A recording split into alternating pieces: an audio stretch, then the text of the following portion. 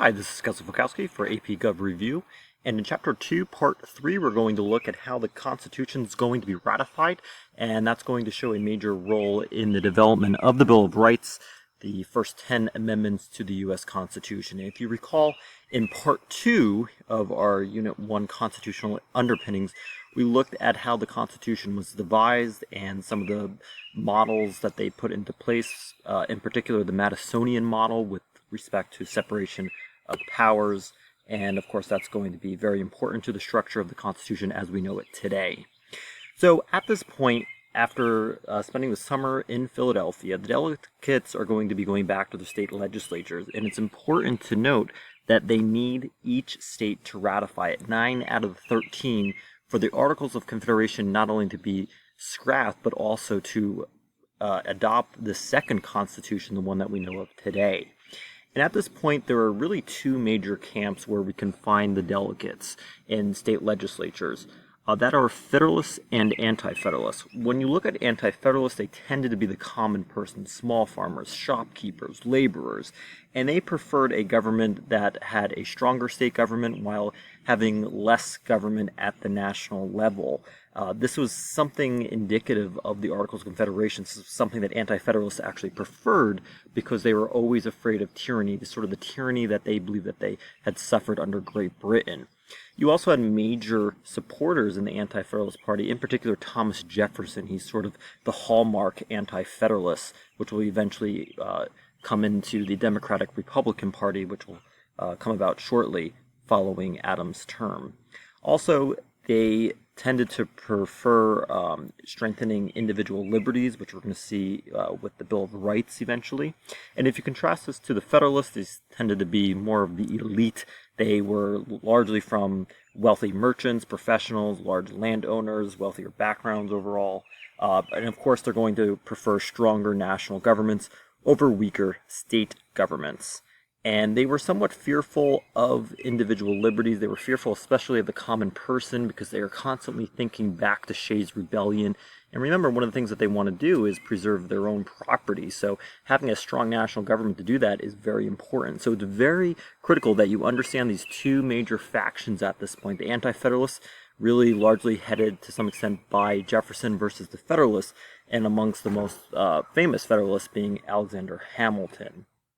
So there's going to be something called the Federalist Papers, which were a collection of 85 different articles written by 3 primary authors, those being Alexander Hamilton, John Jay, and of course the father of the Constitution, James Madison. And really what they're trying to write to these state legislatures and also to the regular people is that you should ratify the Constitution, that this Constitution is going to limit tyranny. And one of the things they're going to be looking at is the Madisonian model, that this is a system that's designed to protect states and protect the government from becoming a tyrannical force that was sort of believed to be seen under the Articles, under Great Britain. So how do they appease the Anti-Federalists is through the Bill of Rights. Remember, at this point, during the Constitutional Convention, they did not come up with the Bill of Rights. There was nothing that guaranteed freedom of speech. Now Federalists, to sort of placate the Anti-Federalists, are going to guarantee individual rights, those being the first 10 amendments to the U.S. Constitution, because Anti-Federalists were concerned about the basic lack of basic liberties. In a sense, for example, the right to bear arms in the Second Amendment was not specified in the original draft of the Constitution. So by including these Bill of Rights, you have a number of rights that are going to not only protect the people, but also protect the sovereignty or the freedom of states to govern their own affairs. So, for example, you should eventually be familiar with these amendments. There are other units that will focus more clearly on these amendments, in particular Unit 6, when we look at civil liberties and civil rights. But overall, for example, Amendment 1, establishing freedom of speech, press, assembly, petitioning the government. Also, personal beliefs, the establishment of religion, having no government establishment of religion, but having your ability to, if you want to be Jewish, if you want to be Catholic, if you want to be Protestant. I mean, this may not seem like a big deal at this point, but during these times, certainly this was something that was very much valued. Just going down the list, I mean, if you look at privacy, Amendments 3 and 4, and then looking at individuals' rights, especially when you look at the criminal justice system, you're going to be lumping in 5, 6, 8, and even 4. And as I mentioned earlier, that the states are going to be protected in Amendment 10. For example, powers not delegated to the national government or denied to the states are reserved for the states or the people, meaning that any right or any power not specifically given to the national government automatically is going to be given to the state government. So that would certainly alleviate a lot of the fears that the Anti-Federalists had at this point. And you see the amendments listed here in front of you. Again, nothing that you would necessarily need to know for Unit 1 information, but certainly this is going to be something you want to know down the road, especially in Unit 6. Now, what's going to be interesting about the ratification process is that they're not actually relying on the state legislatures, although certainly the delegates would try to convince members of that, but they're actually looking at state conventions to be ratified by them. Delaware, of course, is going to be the first state to ratify the Constitution. They put it on their quarter, they put it on their license plate that they're the first state, and they are on December 7th, 1787.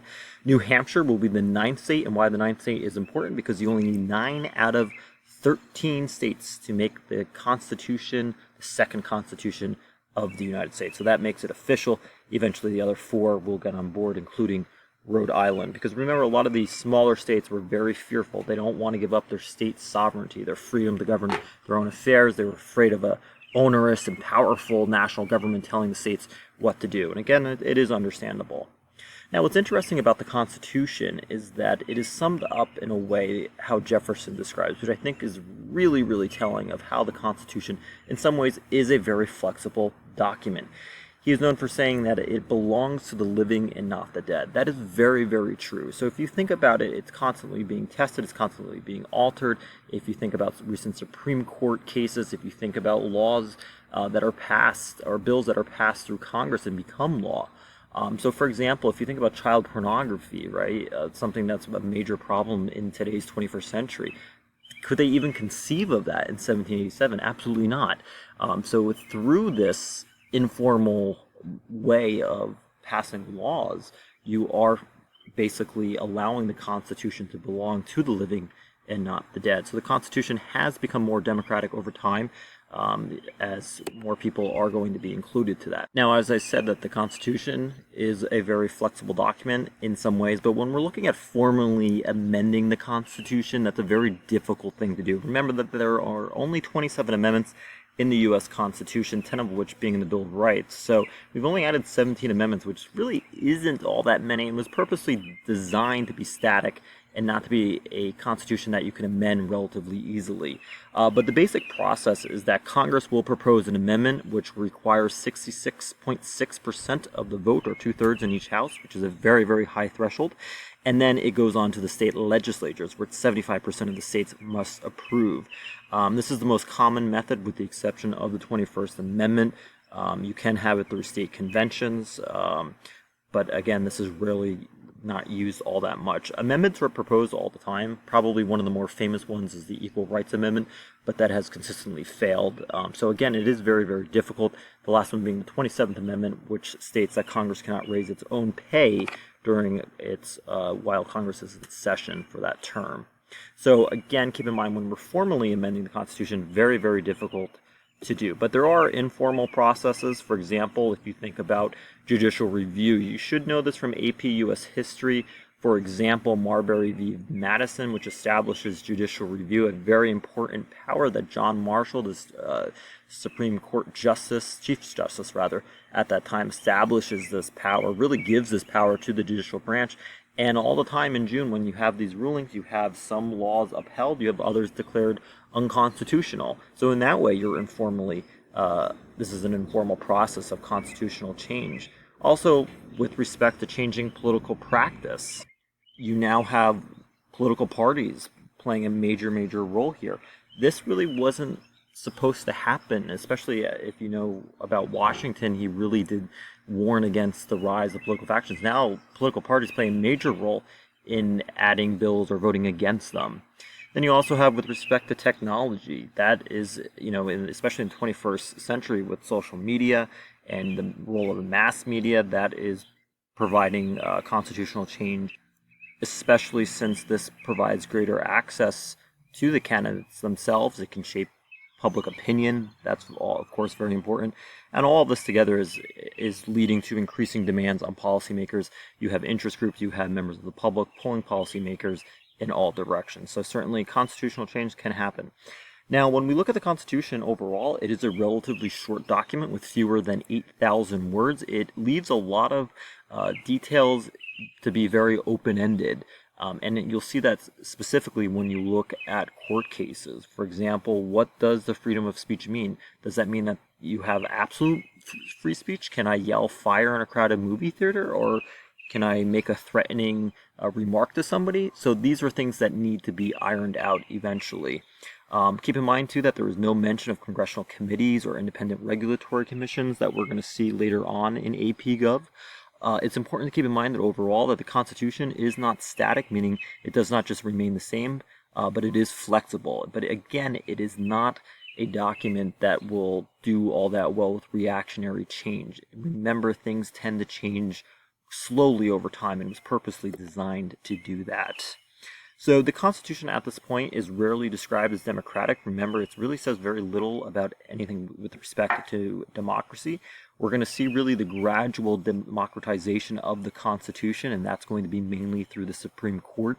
So for example, if you think about Brown v. Board of Education, if you are familiar with AP US history, where you're going to be ending segregation, that is really where you're going to see that occurring, not so much necessarily through the Constitution.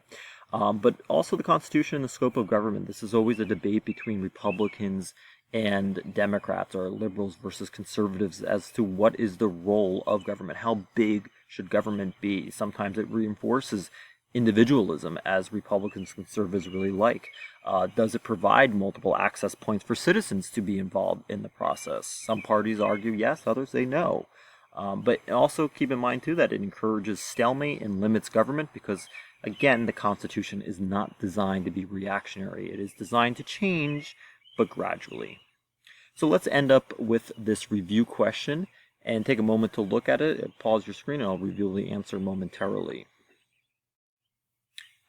Okay, so in Marbury v. Madison, 1803, the Supreme Court assumed the power to, and if you said the fourth choice down here, decide on the constitutionality of a law or an executive action, you would be correct.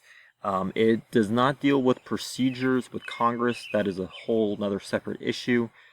It does not advise Congress on the constitutionality of a proposed law. That is not the role of the Supreme Court.